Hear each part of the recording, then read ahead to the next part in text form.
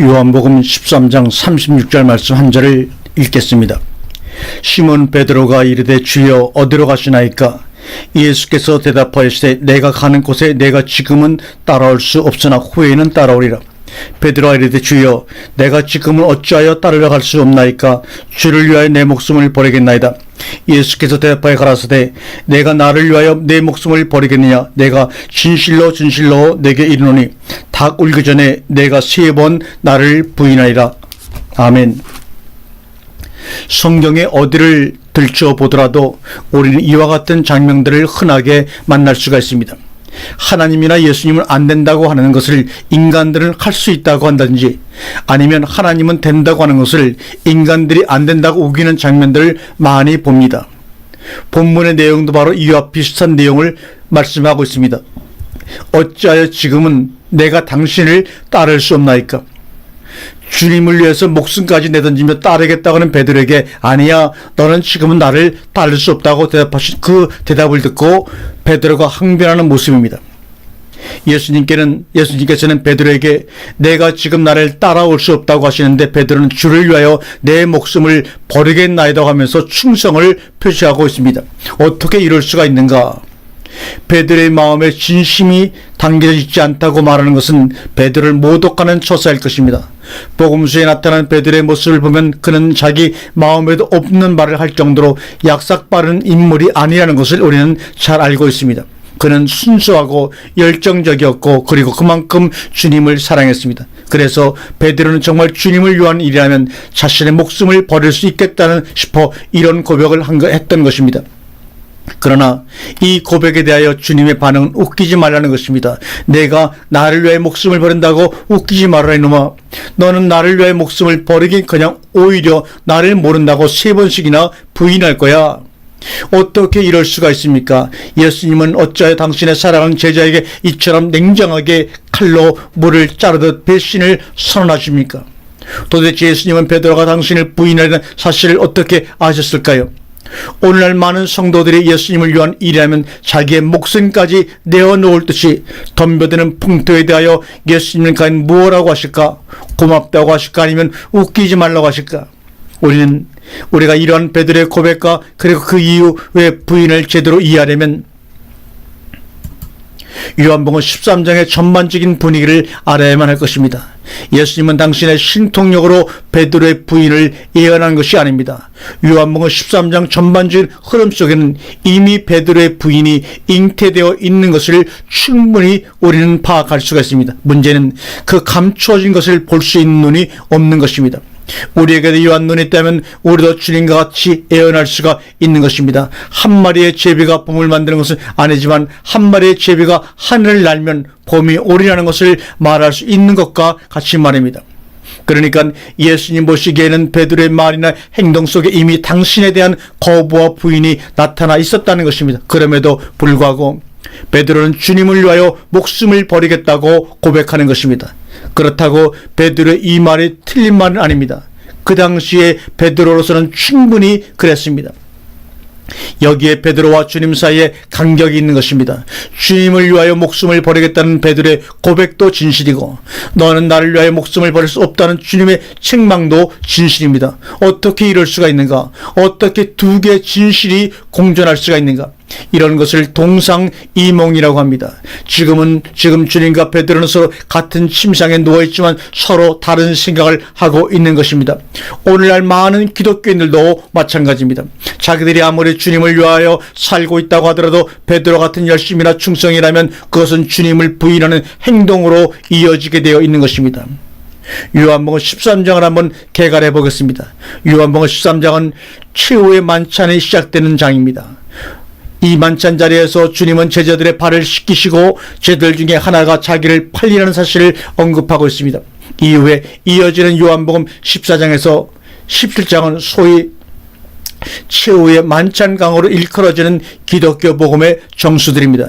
예수님의 이런 복음의 정수들을 제자들만 있는 자리에서 가르치셨습니다. 물론 13장에는 가룟 유다가 있었지만 14장부터는 명실공히 제자들에게만 진리의 핵심을 전해졌습니다. 요한복음 13장은 이렇게 중요한 가르침이 시작이 되는 장입니다. 그러나 지금까지 그래왔듯이 여기서도 주님과 제자들은 서로 맞지를 않습니다. 제자들로서는 주님께서 수건과 대야를 들고 자기들의 발을 씻긴다는 것은 상상할 수도 없는 것이었습니다. 황송한 일이었고 어처구니가 없는 일이었던 것입니다. 제자인 내가 주님의 발을 씻겨드려야지 어떻게 주님께서 나의 발을 씻길 수가 있다는 말인가? 오늘날 우리라면 어떻게 반응을 했을 것인가? 말할 필요도 없이 베드로의 반응이 옳습니다. 요한복음 13장 8절에 베드로가 가로되 내 발을 절대로 씻기지 못하리이다. 우리가 주님을 섬기는 시어도 주님의 섬김을 받기는 어렵다는 사실 여러분 아시는지요? 마찬가지로 우리가 주님을 위하여 죽을 수는 있지만 주님이 우리를 위하여 죽을 수는 없는 문제입니다. 옛날 베드로가 그랬듯이 오늘날 선지자들도 주님을 위하여 죽으려 하고 주님으로 하여금 나의 발을 씻기지 못하게 합니다. 그러면서 그것이 주님을 사랑하는 일이고 주님을 위한 충성인지를 알고 있는 것입니다. 그러나 주님의 생각은 그렇지 않습니다. 주님이 우리의 발을 씻기셔야 하고 주님이 우리를 위하여 죽으셔야 한다는 사실을 주님은 알고 계셨던 것입니다. 그렇기 때문에 주님은 베드로에게 다음과 같이 말씀하셨던 것입니다. 예수께서 대답하시되 내가 너를 씻기지 아니하면 내가 나와 상관이 없느니라. 내가 나와 상관이 없다는 말 한마디에 그만 기가 죽어버렸습니다. 그렇다고 베드로가 주님의 의도를 제대로 알아서 자신의 발을 주님께 내어 맡긴 것은 아닙니다. 다만 뭔지는 모르지만 그렇게 하지 않으면 주님과 상관이 없다니까 자신의 이성이나 의지와는 상관없이 자신의 발을 내어 맡긴 것입니다. 여기서 보면 베드로는 주님의 의도나 생각을 제대로 알지 못하면서도 주님과 떨어지고 싶지는 않았던 것을 알 수가 있지요. 마찬가지로 우리 역시 주님을 좋아하고 주님과 같이 있고 싶어 하더라도 주님의 의도를 제대로 읽지 못하면 항상 베드로와 같이 부인하는 주인공이 될 수가 있는 것입니다. 그러면 어찌하여 베드로는 주님의 의도를 제대로 읽지 못하면서도 어찌하여 주님을 좋아하며 따라다녔을까요? 이 질문에 대한 대답이 정확해야만 요한복음 13장의 흐름이 제대로 드러나고 베드로가 어찌하여 지금은 주님을 따를 수 없는지를 알 수가 있습니다. 우리가 아는 대로 베드로를 비롯한 모든 제자들은 그들을 불렀을 때부터 보통 평범한 인간으로서는 도저히 불가능한 일을 해내는 예수를 보았던 것입니다. 어부인 자신도 도저히 상상할 수 없는 방법으로 고기를 잡는다든지 자신으로 하여금 무리를 걷게 하신다든지 낫사로를 살리고 귀신 들린 자를 깨끗하게 하는 주님의 능력을 보면서 3년 반 정도로 추정되는 예수님의 공생애를 함께 그들은 지내왔습니다. 이제 정말 예수는 그들의 마음속에서 학고부동한 메시아였으며 다윗의 나라를 재건할 왕으로 등극이 목전에 와 있다고 믿어 의심치를 않았습니다. 가이사의 군대가 제 아무리 강하고 헤롯의 천검이 제 아무리 날카로워도 시공을 초월하고 영역을 넘나드는 주님의 능력을 어찌 따를 수 있으랴.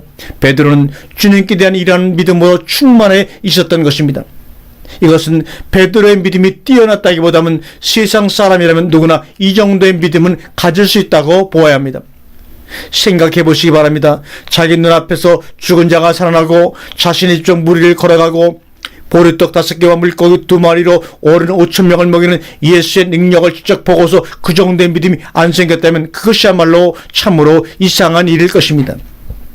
그러므로 베드로에게 있어서 예수님은 자신이 깍듯이 받들어 모셔야 할 주님이었고 스승이었으며 왕이었습니다. 이런 예수님께서 수건을 허리에 두르고 대야에 물을 담은 모습으로 자신의 발을 씻기려고 자기 앞에 서셨습니다. 당연히 너무 기가 막히고 황당한 일이 아닐 수가 없었던 것입니다. 베드로가 자신의 발을 주님께 내어놓지 못한 이유는 바로 예수님이 자신의 주님이었기 때문인 것입니다. 그럼에도 불구하고 베드로는 주님께 책망을 듣는 것입니다.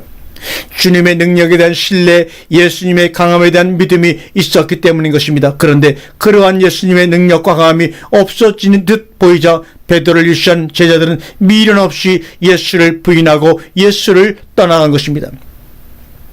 베드로와 가룟 유다의 차이점이 있다면 가룟 유다는 머리 여전히 빨라서 예수가 잡히기 전에 그렇게 될 것을 미리 알고 미리 발을 뺀 사람이고, 베드로는 워낙 둔한 사람이라 예수가 잡히고 십자가에 완전히 죽은 다음에 예수에게서 미련이 떠난 사람이라는 점일 것입니다. 그러나 아직 예수가 그렇게 맥없이 잡히시기 전 자신들에게 그동안 보여준 능력의 주님으로 계시는 동안에요, 예수님은 그들 앞에 확실한 스승이었고 확실한 주님이었던 것입니다. 이것이 바로 병인 것입니다. 강한 자 앞에서는 한없이 약하고 약한 자 앞에서는 덧없이 강한 인간들의 속물 근성이 믿음이라는 허울을 뒤집어쓰고 이렇게 횡행하고 있는 것입니다. 오늘날도 마찬가지 아닙니까? 하나님이 천지를 창조했기 때문에 하나님을 믿는 사람이나 예수님이 장차 우리를 죽음에서 건져 영생하게 할 수 있는 능력을 소유한 분이기 때문에 그분 앞에 부복하는 사람은 말로는 하나님을 위하여 죽기까지 하겠노라고 고백하더라도 본문의 베드로에게 떨어진 닭 울기 전에 3번 나를 부인하리라는 책망을 피할 수 없는 것입니다.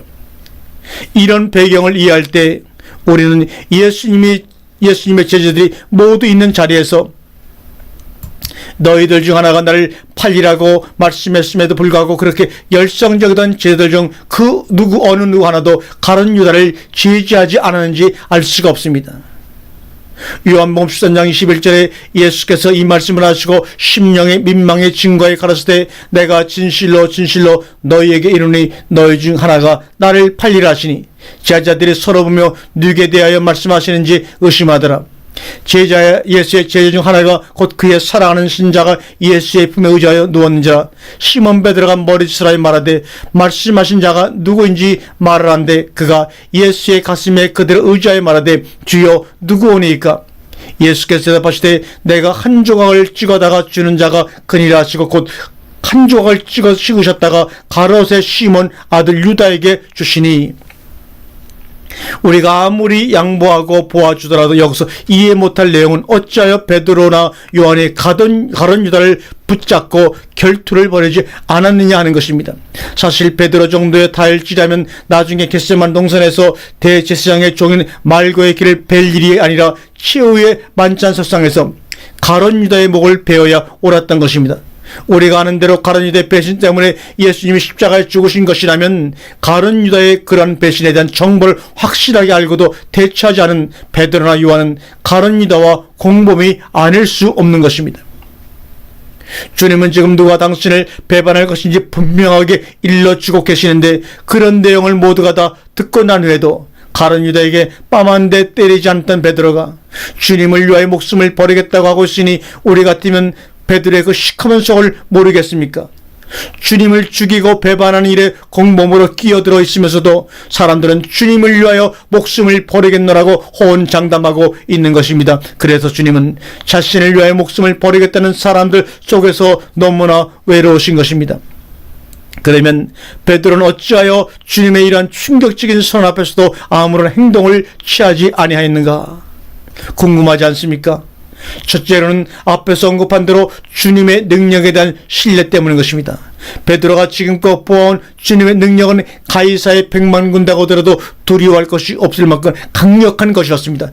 그런 주님의 능력이 건재한데 가룟 유다 죄까짓게 뭐라고 주님을 팔아넘기가 배반하거나 할 것인가 라고 생각했던 것입니다. 유다가 제정신이 아니어서 주님을 배반할 수 있겠지만 그렇다고 주님이 유다의 배반 따위 넘어가서 십자가에 매달릴 수 있는 분이가 어림없는 일입니다. 베드로 생각에는 주님이 지나치게 예민하실 수도 있고 서로 가룟 유다의 배신이 사실이라고 믿더라도 주님께서는 지금껏 그려오셨듯이 이미 대비책을 충분히 마련하고 계시리라고 믿었을 수 있습니다. 만일 생각이 이러함에 이르렀다면 베드로서는 가룟 유다의 배신이야말로 호박이 넝굴째 굴러들어온 행자나 다름이 없다고 할 수가 있습니다. 무슨 말입니까? 복음서에 나타난 베드로의 모습 마치 돈키호테를 연상케 할 만한 저돌성을 보입니다. 그러나 그 저돌적인 사람들이 흔히 범하기 쉬운 잘못은 꼼꼼하지 못하며 실수와 시행착오로 얼룩지기가 쉽습니다.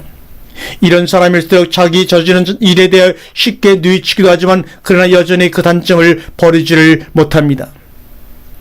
그러다 보면 자신과 대조적인 사람에 대하여는 때로는 무시하기도 하지만 상당 부분은 열등의식을 느끼기도 하지요.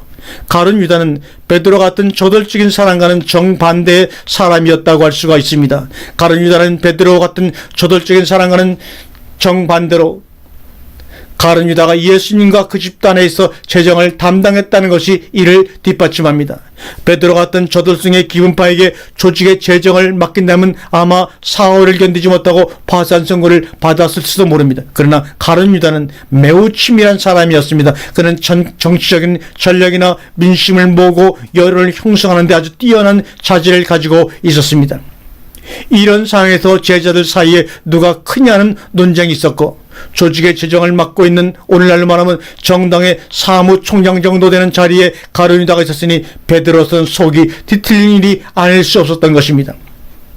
이제 곧 주님께서 예루살렘에 입성하시면 로마의 주구들을 몰아내고 독립된 이스라엘의 영광을 재현할 것이 너무나 뻔한 상황에서 자신보다 더 주님께 충성하거나 아니면 뛰어나거나 하는 사람이 있다면 밥이 입으로 넘어가겠는가 이 말입니다.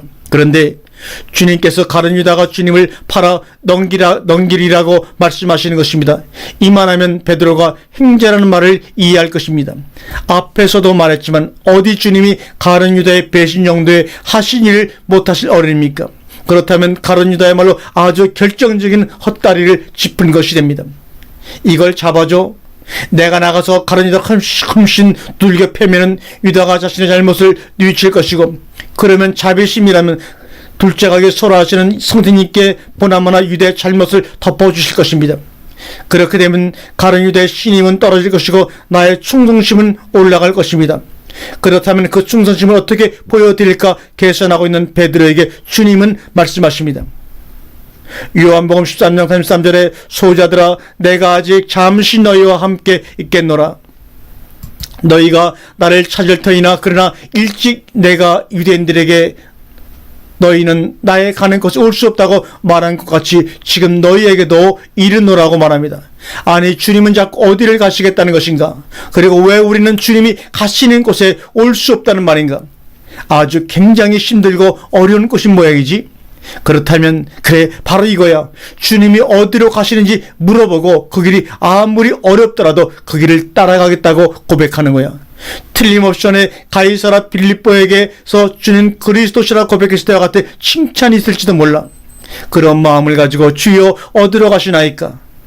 나의 가는 곳에 내가 지금은 따라올 수 없으나 후에는 나를 따라오리라. 주여 내가 지금은 어찌하여 따를 수 없나이까? 주를 위하여 내 목숨을 버리겠나이다. 내가 나를 위하여 내 목숨을 버리겠느냐? 아니야. 내가 진실로 내게 이르노니 닭 울기 전에 내가 3번 나를 부인하리라. 그렇습니다. 우리의 부인이 끝나려면 닭이 울고 새벽이 와야만 하는 것입니다. 어둠이 거치고 햇살이 들면 내가 주님을 위하여 목숨을 버리겠나라고 한 말의 의미가 무엇이며 내가 주님을 따라간다고 한 말 뒤에 숨겨져 있는 세상적인 계산이 다 몽땅 드러날 것입니다.